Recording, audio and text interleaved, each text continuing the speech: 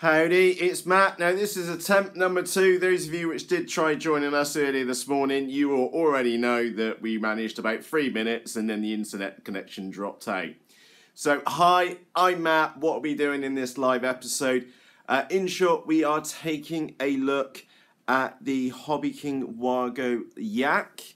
And as you can see, I've already been and unboxed it. And I've just actually, I unboxed it at whatever o'clock it turned up this morning. And now that I've actually had a chance to come and take a look at it, I've only got one minor complaint, which I think is pretty damn good. Now, you're going to have to excuse me. I'm stood here with a cup of coffee in the background. And you can hear the slurping. Now, to give you immediate heads up, this is being recorded on an iPad. We've got a stable connection now, fingers crossed. And I've got a bit of a croaky voice, to say the least. So apologies for my voice being a bit croaky. And also keep in the back of your mind that this model was bought out of my own money. It wasn't a freebie which was sent to me. It cost me 50 quid. And to be honest, I'm kind of happy with 50 quid spent on this model. Now, let me just put this into perspective. I gave away my EPP Hummer 3D model. Because basically it's seen better days and it could go with somewhere else for a little bit more love. And I've absolutely loved my S-Back. However, this one is a one crash wonder. One bad crash with that one and it's not going to last very long. And I've always been looking for the last couple of 2 months or so, I've been looking for a replacement for the EPP Hummer. And then I heard about this one turning up sometime in the future, and I was like, yes, gonna get that one.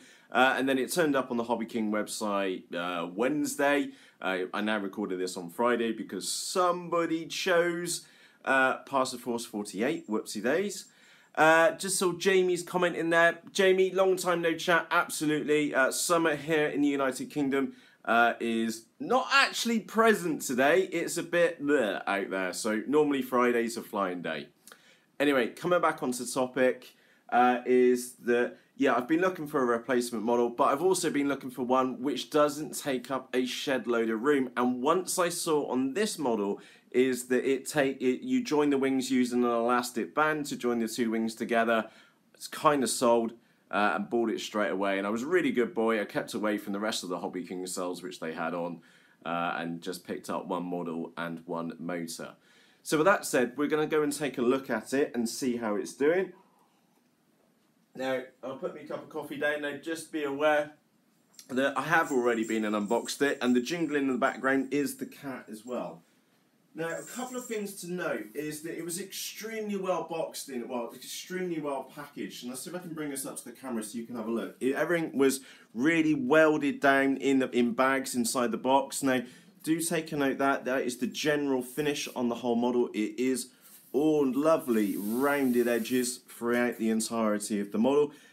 We do have, and again, I mean, it won't be carbon fibre, it's glass fibre all the way along both sides. Really nice and stiff. What they've been and got there, they've even got some plywood supports here where the wings connect in as well. And you notice, remember that hole there, it'll make more sense in a moment. They've got a lovely space for a decent sized battery, so that 1300 3S, I'll stick in that one. Huge, great big motor mount. Actually, genuinely surprised. Let me just put my thumb in there so you get an idea on the size of it. It was absolutely huge. And a little bay which has been cut in for the ESC, and they even included the cable tie as well. Nice touch. Now, there is one complaint which I've got, and I'm going to get to this one early because I can only put my finger on one thing which I don't like, is that in the box is you get your servo plywood outers. So I'm sure many of you have come across it, and again, I'm wondering if it's in focus. I'll try and get it in focus. Is that I'm sure you've come across these before. They're really, really cool. They allow your servo to have extra support around them. On the website, it did say about the servos being 9 to 12 grams. And the holes which are in the actual model, so there's one hole at the back, and there's another pre-hole here at the back as well. Nice touch, by the way, so you make sure you get them in the right place. And they do fit the Tower Pro MG90S servos, what I was going to use on here, perfectly in that. However, and you're going to have to excuse me, like I said, my throat's pretty bad at the moment.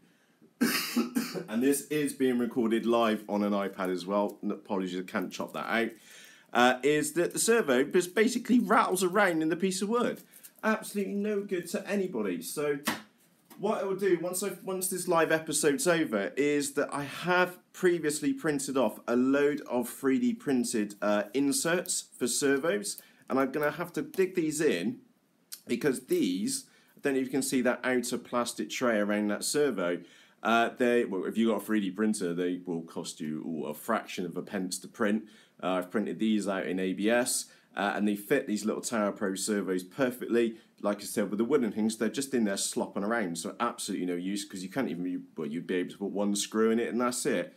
So I have already just been in there, dug out a little bit in there, cut a little slit in the side of the servo to get the lead to be able to come out, and that's going to be a much better finish than using the plywood inserts which they provided, because they just don't fit the servos which I've got. And then, in fact, why don't I make the point on the opposite side, because they are realistically miles bigger than what they need to be, and they don't kind of match what was suggested. Let me just turn this around on this side so you can see what I mean. Again, this is the only thing which I can say bad about it. There you go. Can you see the size of the hole which is left in? So there's the hole in the middle, and that outside servo connector piece, the plate for it to sit into, is, I don't know, 10% too big in there. Then that won't fit a normal servo. So that's the only negative which I can say. The rest of it, super impressed. Now, obviously, I've not been and flown it yet, and as you know, we always hold our final judgment until we get the model in the sky. But just looking at it, the finish on it is absolutely fantastic. Now, there was also another note which was on here, which I was really curious on this, and I've put that the wrong way round, is that, or I thought this model might have just been a rebranded Tech 1 Hobby model, and it's not. It is. There are differences on here between the Tech 1. And by the way, if you don't know who Tech 1 is, it's a Chinese-based company where a large number of these 3D foamies come from. But there are definite differences in there, mainly to do with like what's been going on here in the fuselage and also in the tail section as well. Putting this model together is an absolute child's play. All it's going to take is a bit of glue, stick a few servos in. The tail fin on it, that was the one curiosity which I had. Again, lovely rounded edges on the rudder fin. That glues in there, and again, you can kind of tell someone obviously spent some time, thought and energy on these, is because you've even got some glass fibre supports in the actual rudder surface itself. One thing which I will personally do is down the seam here is that I will run some goop or some EPP glue just down in there, just to make it a little bit stiffer. Again, I'm sure those of you which have had a 3D model, you know it's going to get smashed to pieces, and these surfaces just kind of pop off by themselves. And some goop glue down the surface or some E6000 glue down that will make it a lot stiffer. So all you've really got to do is glue the elevator fin on down there on the back on, and glue this on, put some electronics in, and then you're away. If we take a look at the surfaces on the wing, and again, like I said, I've got a horrible cold at the moment, is the surfaces are absolutely massive on here. Let's put this around on the side. So you'll see that it's quite a deep chord. It's also a very long chord as well on the wing, so it's not going to be the fastest model ever, but should be. Let me take a look at that. It's almost semi-symmetrical. Well, maybe it is semi-symmetrical. I'm sure somebody will correct me in the comments. And howdy, Alistair, by the way. And if you're wondering who I'm talking to here in the background, every now and again I see a little chat bubble pop up. Yeah, we'll put some goop or E6000 glue down the actual hinge itself. One thing which I really did like on this is that you do have a glass fibre tube running from, like, literally from the root of the wing to the tip. That's going to give it loads and loads of support. It's complete overkill. Love it just for that. And in the packaging or in the supplies, there's a little glass fibre tube which you stick down one side. I presume you just glue one side in. And then the other side. And the one thing which I really do like about this setup, and I mentioned it just a few moments ago, is space is very much as a premium in the office at the moment. And the thing is that with the wings, is that you can take them on and off, which I thought was absolutely fantastic, and that's why I was like, ooh, I'm going to have that, because it will go from being a massive, great big model. So let's take a quick look at her. I'm going to have to put her over there on the desk. It's a metre wingspan, it's about a metre long as well, and you'll see that it's absolutely ginormous, great big model. But the thing is that the wings are actually held on with a spar in the middle, and then up underneath here you have an elastic band which runs up underneath the wings. So that means for me is that, imagine this is the completed model, I can take both the wings off. Obviously we'll have the tail section on there, but it will then compress down to that kind of size, which means that I can stack it in the corner of my office and it's not taking up a loads of room. So that was the major thing which I like about this model, is that you can compress it down and it doesn't take up loads of space. Also, the main fuselage is 2.5 centimetres, or the fuselage is an inch thick worth of foam. Absolutely amazed by that. It was much thicker than what I was expecting. Way better than the little S-back which I've got down there. And about twice as thick as the Hummer 3D, which I had here, which is no more. You do get some really nice, just have a quick look in the box, you do get some nice, really tough 2mm or so push rods in there. You also get some servo extenders, which I'm sure you won't see in that bag, but you also get the servo extenders in there and the control horns too, which you might be able to see on that side, just there. Landing gear, for what it's worth, me and 3D models with landing gear doesn't last very long. My skills for 3D are not absolutely fantastic. One thing which I would say is the manual is absolutely bloody fantastic. I am going to pause for a moment just for you to have a nose inside the manual. There's a nice little note in there from Michael Wargo, needs to pronounce his name correctly. You'll see all the parts which you get in there, and again, the only complaint which I can say is those plywood pieces there for the servos, absolutely useless for my servos, and they're standard 9 or 12 servos. And you'll see there about the servo extension arms, so you can get more throw. I was watching the HobbyKing video, is that you need to, in your transmitter, you need to set your servo throws between 120 and 150% for absolute mental movement, which is absolutely brilliant. But anyway, the general theme of the manual is absolutely map-proof. I could give this to my wife and she would be able to make it. There's the CG. I'm sure somebody will ask about the CG at some point. It's 110 to 130 millimeters back from the leading edge. I will probably run mine on 110 to begin with, to edge on the safe side, and then move it back till it gets pretty wild. What else we got? Nice little section for notes. I don't know why you would need notes in the book.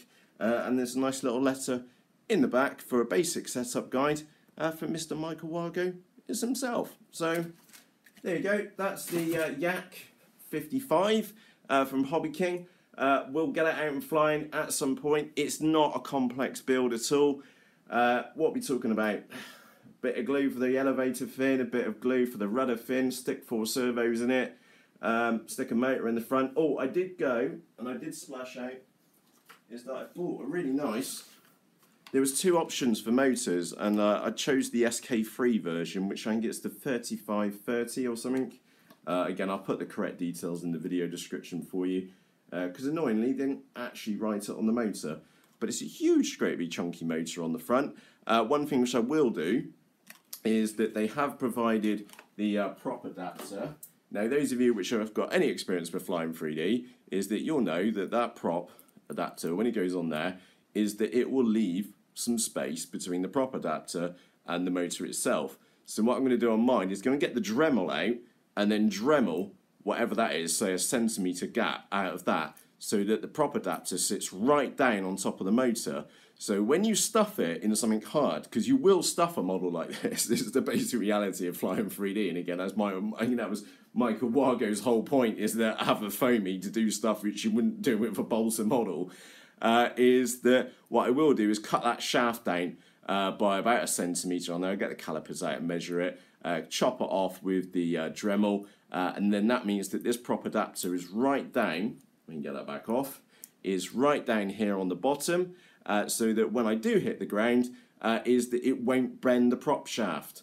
So such a little simple tip. I've been through 3 or 4 motors because of that, and somebody suggested that to me. I can't remember where I picked that up from. They suggested you chop your shaft off short, and then it stops the propeller actually bending the actual shaft itself. And again, the rate which I get through motors and 3D models is like almost one a flight, you know, especially if you're flying over tarmac.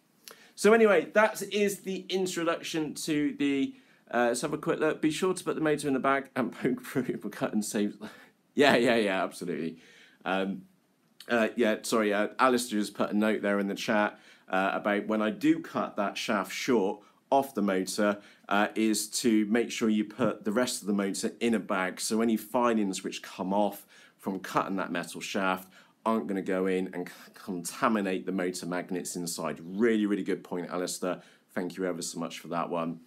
Anyway, coming back onto the topic, I am going to wrap up now. That's the first look at the Yak 55. Like I said, bought out of my money, 50 quid, probably 50 quid, what, quite well spent. I do like it. It's much bigger than what I was expecting. And the Jim says my Dremel is 47 years old, geez. Much bigger than what I expected, and yeah, genuinely impressed. First impressions right now, yeah, pretty damn cool. I can't wait to go out and get a flying, which won't be, well, Sunday at the very earliest, in short. So yeah, looking forward to it. So if you've got any questions about this kit, do keep in the back of your mind. Did buy it out of my money, as I do with all the other models on this channel. I need to stress that, so it was not a freebie for a review. If this thing is cack, you're going to find out about it. But first impressions so far, it's anything bar cack. The only one thing which I didn't like was the servo retainer plates. Don't like those at all, but I got some 3D printed ones here with ABS. After this video, like I said, I'll put a link to those in the video description for you. You will, if you're going to be using the same Tower Pro servers as me, you will need to scale them up by 101%, something like that, to make sure that it's nice, a little bit slop, so you can actually get the cable in there as well. Anyway, time for me to go. Apologies for the croaky voice. Still got that cold kicking around. Hopefully it disappears soon, and hopefully the sunshine comes out as well. So with that said, from myself, Matt, a big thank you for joining me here live this afternoon, and a quick look at the HobbyKing Yak 55. So on that note, it's time for me to go. As always, cheerios.